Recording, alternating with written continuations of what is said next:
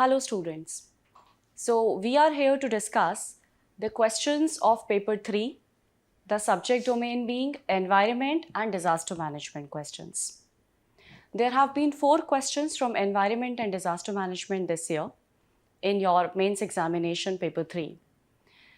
Question number 7, question number 8, 17th and 18th is going to be the scope of discussion under these environment and disaster management themes. Now, beginning with question number 7. Industrial pollution of river water is a significant environmental issue in India. Discuss the various mitigation measures to deal with this problem and also the government's initiatives in this regard. First of all, the question is on the expected lines. River water pollution is one such news which is always there in the current affairs. River water pollution is a challenge which India faces, be it the rivers of northern India, be it the rivers of southern India. You know that there are multiple sources of river water pollution: industrial effluents, agriculture runoff, disposal of the domestic sewage. All of these contribute to river water pollution. Now, meanwhile, this very question is on industrial pollution of the river water.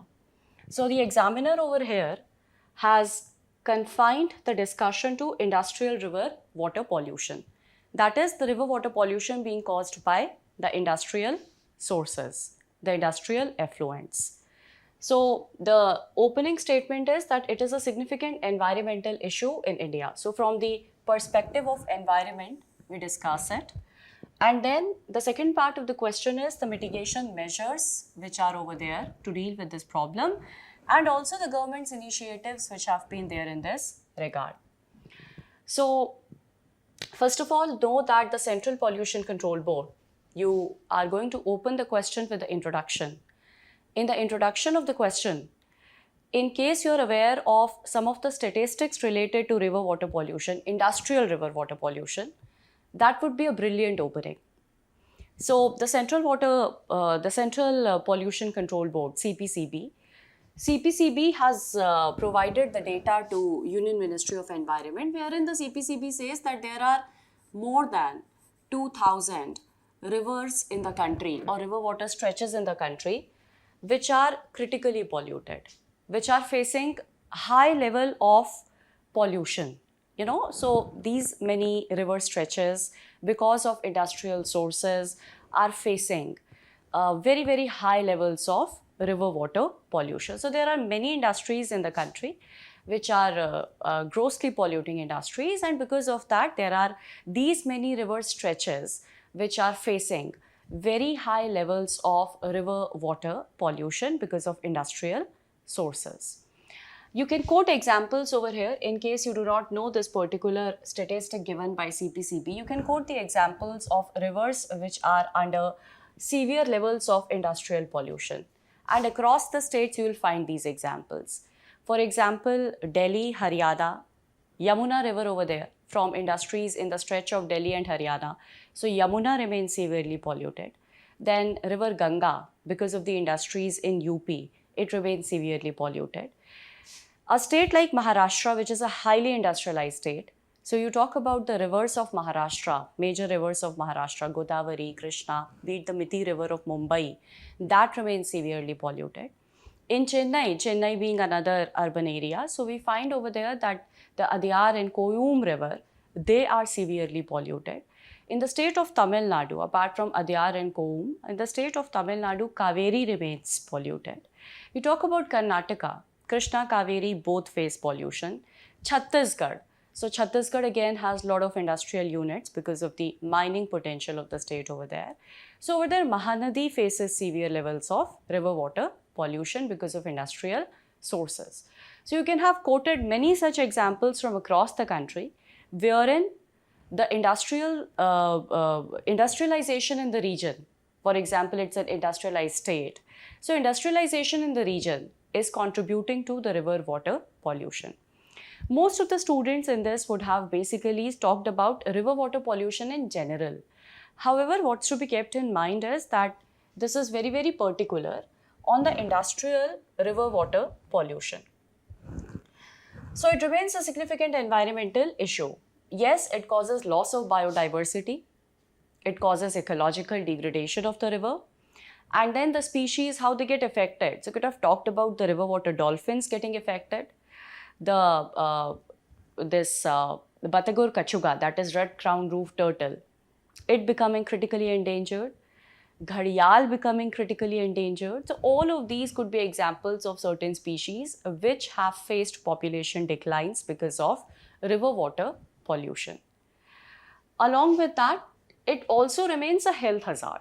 So environmental issue, the scope of environment is not to be seen very strictly in the context of environment only, but it spills over to the health hazard as well. So when you talk about the health hazard, it leads to liver damage, kidney damage, it leads to genetic mutations in very, very extreme cases. So these type of health hazards could have also been discussed by you under the context of how this remains an environmental issue in the country. Now the various mitigation measures which are there to deal with this problem. The mitigation measures, what we require is, first of all, we require a regulatory framework. A regulatory framework becomes essential because a regulatory framework is going to set the standards of the effluents which can be discharged into the rivers. Industrial effluents, they must comply with certain standards. Raw effluents, untreated effluents, whenever they are discharged into the rivers, the extent of pollution is going to be grave. So for that, we require some kind of standards to be set by the pollution control boards. So we require certain regulatory framework. That becomes one of the mitigation sources. Whenever you talk about any whenever you talk about the mitigation of any pollution, I often tell this in the classrooms as well, be it air pollution, be it water pollution, pollution can be best mitigated at the source itself. And to contain it at the source, you need to have very, very strict compliance with the rules and regulations, and the rules and regulations need to be scientifically designed as well. And that's why the first mitigation measure which you should discuss should be related to the regulatory measures. Along with that, you can also discuss about other mitigation techniques like bioremediation. So bioremediation could be discussed by you as a solution. Also, there is chemical remediation techniques which are available. Not always bioremediation is going to work. So chemical remediation techniques can work as well. Bioremediation, for example, there are many plants which can absorb the heavy metals. So the industrial pollution often results into heavy metals into the rivers. So there are plants like cattails and reeds, and these plants like cattails and reeds, they can absorb the heavy metals. These are the plants of the wetlands. Along with that, microorganisms, bacteria can break down the toxins as well. And of course, in chemical remediation, that does not make use of the organisms. However, that makes use of certain chemicals to break down, to detoxify the water which has got polluted because of such sources as industrial effluents. The next part of the question was, what have been the government's initiatives in this regard? Now, when you talk about the government's initiatives in this regard, I was talking about that you require regulatory framework. So the existing regulatory framework in our country, that is the law in our country, the pertinent law in this context. One of that is Environmental Protection Act 1986 and Water Pollution Prevention and Control Act. Water Pollution, basically Prevention and Control Act 1974. So these two become the pertinent, the relevant legislations over here in order to set the regulatory framework in place, in order to set the standards in place for curbing the river water pollution because of industrial sources. Now, under both of these acts, CPCB has set the standards. And what is missing in our country, when we talk about the government's initiatives, the standards are very much there. But what is missing in our country is that there is very weak enforcement of the rules and regulations in place. So now what's required is that state pollution control boards, along with CPCB, ensure that the enforcement of these laws is strict. The lax compliance is gradually done away with, because otherwise this problem of pollution is not going to go away. So we require very strict enforcement of this regulatory framework and the standards of the effluents. It is mandated under both of these, Environmental Protection Act and Water Pollution Act, that the industrial units should have effluent treatment plants. If it's an industrial cluster, they need to have common effluent treatment plants. Otherwise, if it's not an industrial cluster, then there should be effluent treatment plants which should be set up. These effluent treatment plants will make sure that the industrial effluents are treated over there and the raw effluent do not go into the river. And then after the treatment, based upon the standards set by CPCB only, those are then reused or recycled in some other way. Then you can also mention about, under the government initiatives, you can also mention about programs like Namami Gange, launched by the government way back in 2014. And there are few more as well. For example, the Ganga Action Plan of 1985 and then the Clean Ganga Mission of 2009.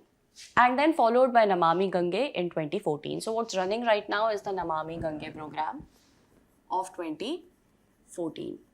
So you can discuss all of these as the government initiatives which have been in place so as to mitigate industrial pollution of the river water in the country. This takes care of question number 7. I move on to the next question. The next question is on EIA. Now it has been quite some years that EIA has been asked in the mains examination, and therefore this question was long awaited. The last time we had the question on EIA was way back in 2020. That was when the draft EIA was given by the government. So that very year in the mains examination, you had the question on draft EIA. Since then, the question on EIA was not there in the mains examination. So it was long awaited. EIA was long awaited. They asked earlier, prior to 2020, EIA was over there in the mains examination almost every year. So I was personally expecting a question on EIA this year because there was a gap of several years in this question of EIA. The question is, what role do environmental NGOs and activists play in influencing EIA outcomes for major projects in the country? Cite 4 examples with all important details. So they're asking you the role of civil society, environmental NGOs and activists. What role do they play in influencing this EIA outcomes for the major projects? And then they ask you 4 examples from the country. Now, it's well known that the NGOs and the environmental civil society has played a very, very critical role in influencing the outcomes of EIA. Be it the ongoing Great Nicobar project of Andaman and Nicobar, for which environmental civil society has brought out many words of caution. For example, it's the habitat, it will disturb the habitat of the leatherback turtle we have over here, the endangered species, the impact on the tribal groups of Andaman and Nicobar. So be it that, or be it the Char Dham highway project of Uttarakhand. Over there also the environmental civil society played a critical role. And when draft 2020 was given by the government, there was a lot of opposition from the civil society only, which led to backtracking of that draft, which later on did not see the light of the day, which later on was never implemented by the government. So now this question on specifically asking you what role. So you can begin with the definition of EIA, what EIA is. So the introduction over here can be about the definition of EIA. And then you discuss the role played by the civil society. There are going to be several important points when you discuss the role played by the civil society. For example, they play a critical role in raising public awareness. And they have worked tirelessly. They have made tireless efforts in order to create public awareness amongst the common people related to the EIA. So you discuss about public awareness. Then they have also helped in community representation, during public hearing. It is not just, their role is not just limited to creating public awareness, but they have also helped in representing the communities at the time of public hearing. So that also remains one of the important roles played by them. Then also discuss their role in environmental policy making with respect to EIA and environmental jurisprudence. Environmental policy making and environmental jurisprudence. So basically, it has been on many occasions that the civil society have filed the PILs in the courts or have moved to NGT in order to challenge the decisions taken by the decision-making authorities under the process. So therefore, through environmental jurisprudence, they have tried to bring about change in the outcomes, and also environmental policy making. The example of this, the best example of this remains the draft 2020. So it was at the time of draft 2020 that the civil society ensured that whatever objectionable or whatever concerning elements of draft 2020 were there, they were brought to the light. So a lot of canvassing was done by them at that time. A lot of public awareness was created by them. So you discuss that. And then their important role also is there at the time of compliance, post-implementation, monitoring. So compliance, ensuring compliance during post-implementation.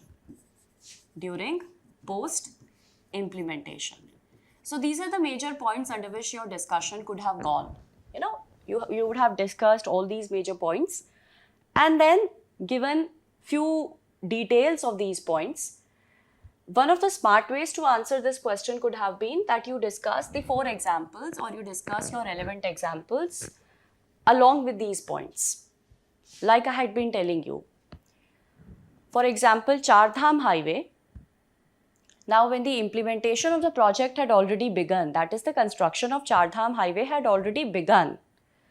It was at that time that one of the Dehradun-based NGO had challenged this particular decision in the NGT. And later on, after the direction given by NGT, they moved to the Supreme Court as well. The Supreme Court had later on ruled that all the adequate measures for restoration of ecological degradation of Bhagirathi eco-sensitive zone. So it was the Bhagirathi eco-sensitive zone which was under question back then.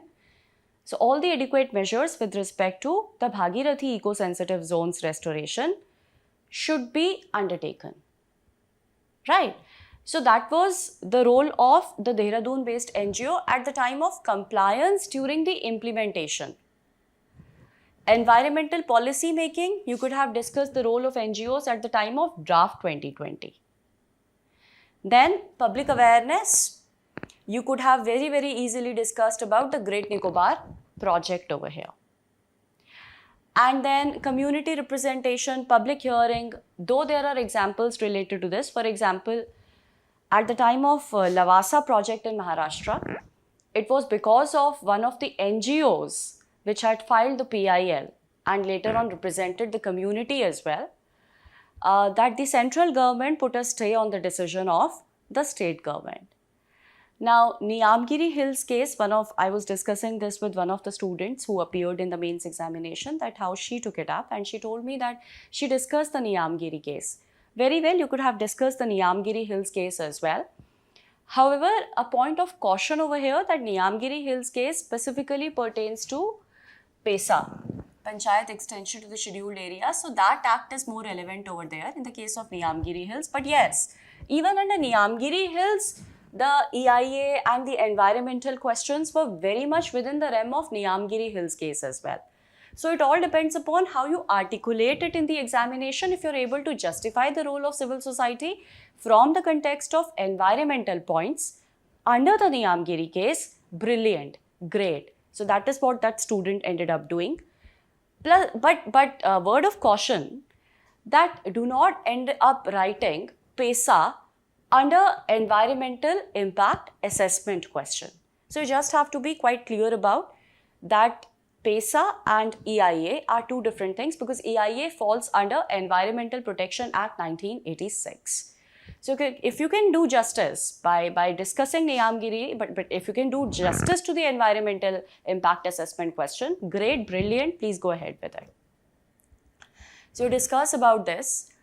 In the conclusion of this question, though, you can mention that the role of NGOs and the role of civil society has been pivotal. And it has been because of civil society that lot many environmental reforms in policy making as well as in implementation of environmental rules and regulations have happened in our country. There is absolutely no doubt about it.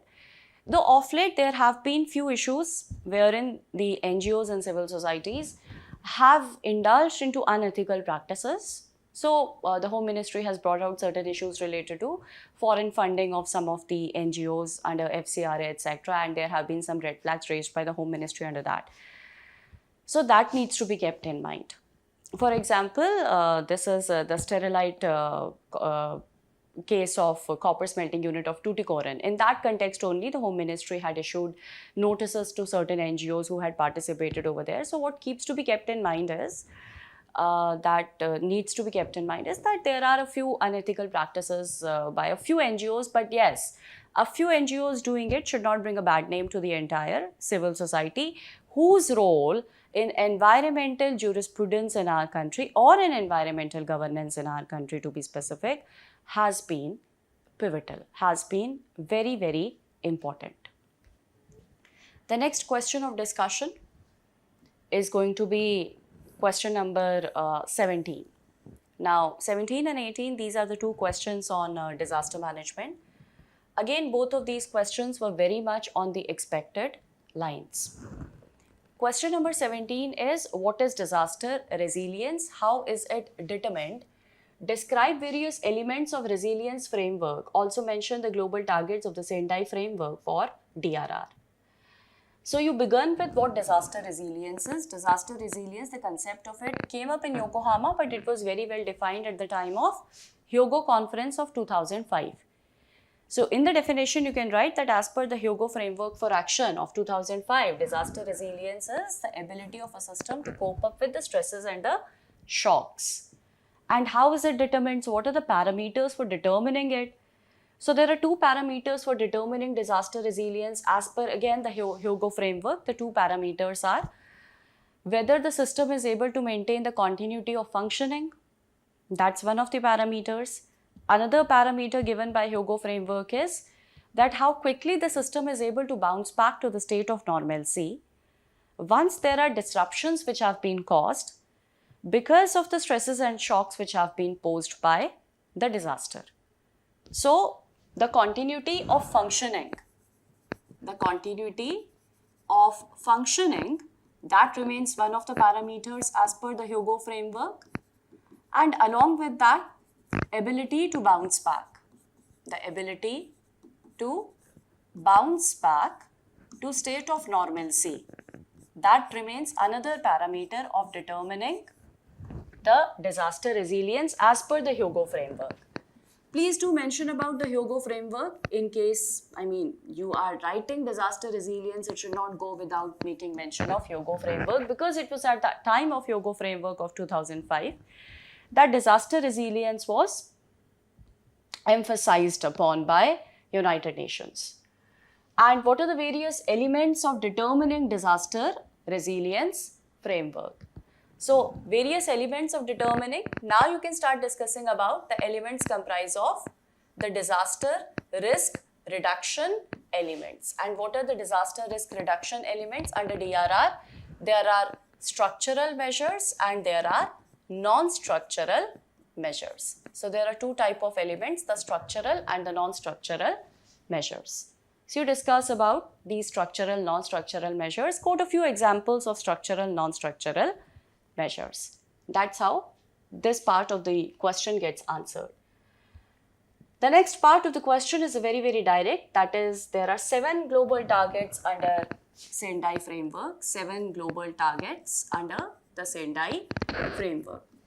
So these targets, they pertain to minimizing or mitigating the mortality losses. They pertain to the economic losses should be reduced, the GDP losses should be reduced, cooperation, international cooperation amongst various countries should be enhanced, multi-hazard early warning systems should be set up. So there are 7 targets pertaining to these issues. So discuss all the 7 targets as per the Sendai framework.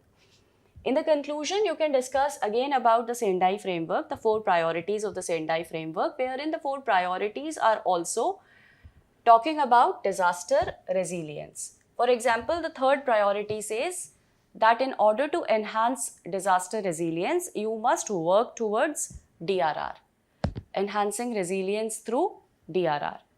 So, how through DRR? The third priority that remains, how through DRR disaster resilience gets enhanced. You can mention about that in your conclusion.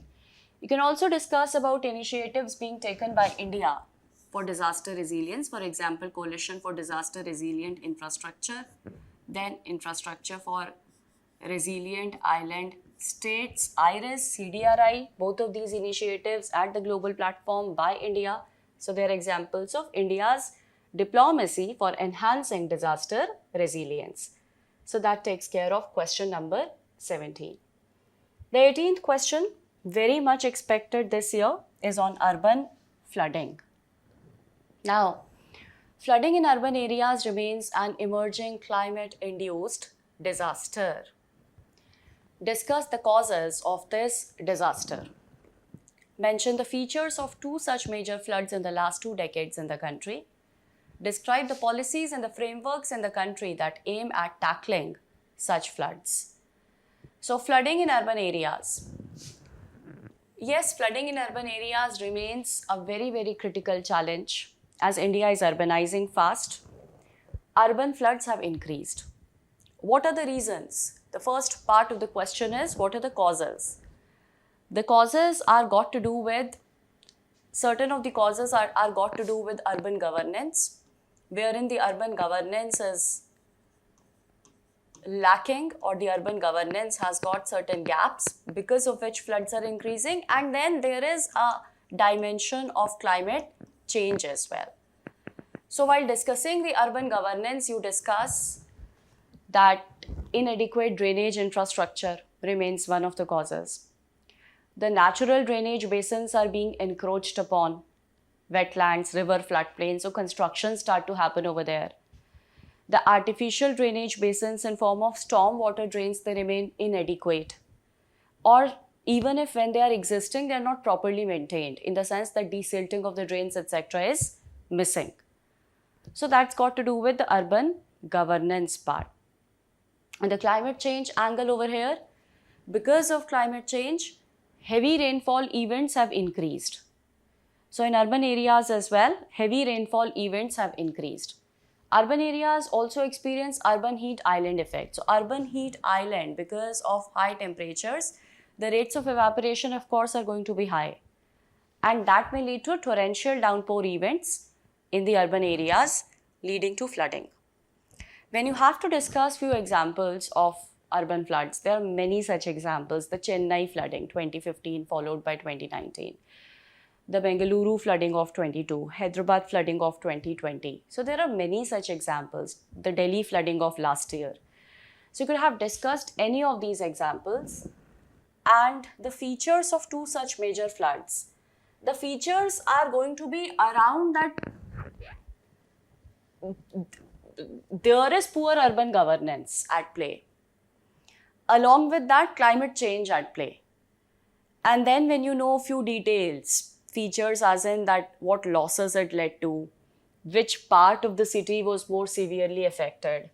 For example, when Chennai floods happened in 2019, Chennai has a very important wetland, Pallikaranai marshland. It was part of that Pallikaranai marshland which has been encroached upon, which was worst hit because of Chennai floods. So you can discuss about that. When Bengaluru flooding happened in 2022, then the part of the city, that's Bangalore's IT part, IT city, which grew after 1990s. Now, that does not have any adequate stormwater drainage infrastructure. because that part of Bengaluru, the IT city, grew as a part of urban sprawl. It was not a planned urbanization which was happening over there. It grew as a part of spontaneous, haphazard urbanization, that part of Bengaluru. So that remains an important feature. For Yamuna flooding of Delhi last year, 23, the Yamuna floodplains have been built upon, have been constructed upon. So you could have discussed that as the feature. So when you are discussing any of the examples about which you know the details, could have been discussed. Describe the policies and the frameworks in India that aim at tackling such floods. Now the policies and the frameworks, when you're discussing those, first you mentioned that India is coming with multi-hazard early warning systems. So now there are early warning systems for urban floods which are coming up as well. For example, Mumbai has an early warning system for urban floods called as iFlows. Chennai has a system for urban floods, early warning system for urban floods. Guwahati has been a city which has of late come up with a early warning system for urban floods. So you discuss these examples of cities having EWS. Then as a part of Amrut Mission, Atal Mission for rejuvenation and urban transformation. The Amrut Mission. Under Amrut Mission, the storm water drainage infrastructure, basically both sewage and storm water drainage infrastructure has to be ramped up. The capacity expansion of storm water drains and sewage drains has to be done in cities.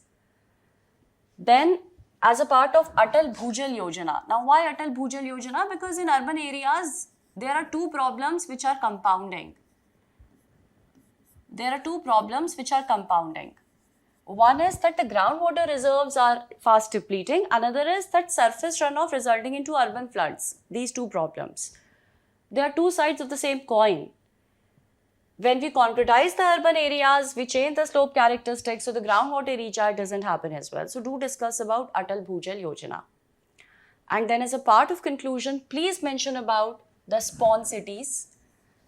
There have been discussions in our country related to creation of sponge cities. Spawn cities need to have adequate blue infrastructure, adequate green infrastructure, blue-green infrastructure that's related to the water bodies and the green cover which the cities have. So do discuss about spawn cities as well, cities which have better permeability of the surface runoff into the groundwater reserves so that the risk of urban floods gets mitigated. So these remain few policies and frameworks over there in the country for de-risking or reducing the risk of urban floods. So that's about the questions related to environment and disaster management. That's all from my side. Thank you.